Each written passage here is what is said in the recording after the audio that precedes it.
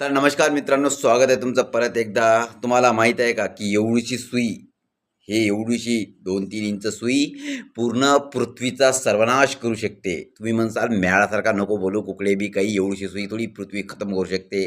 तर मित्रांनो हो, पण या सुईला एक स्पीड पाहिजे. तेवढीच स्पीड सुईनं अचीव केली तर सुई बी पृथ्वीचा सर्वनाश करू शकते. मित्रांनो हे मी नाही, हे महान सायंटिस्ट अल्बर्ट आइन्स्टाईनचं म्हणणं आहे आणि बऱ्याचशा जे खगोलविषयी ज्ञान ठेवतात त्या लोकांचं म्हणणं आहे. म्हणजे हे जर लाईटच्या स्पीडनं आपल्या पृथ्वीवर आदळली वरून स्पेसवरून, तर मित्रांनो एवढी कायनेटिक एनर्जी निर्माण करते, तर या सुईनं पूर्ण पृथ्वी नष्ट होऊ शकते. पण इथं एक सगळ्यात महत्त्वाची गोष्ट म्हणजे लाईटची स्पीड अचीव करणं ही काही तोंडाची गोष्ट नाही मित्रांनो.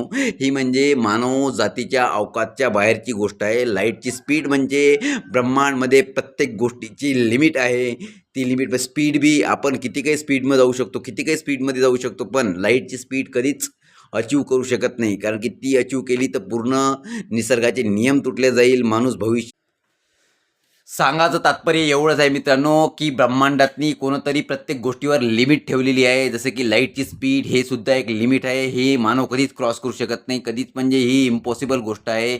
म्हणून म्हणतो की ह्या जे दैविक गोष्टी आहे, जे आध्यात्मिक गोष्टी आहे, त्या गोष्टीवर माझा तरी विश्वास आहे. बाकी तुमचं तुमच्या म्हणण्यावर.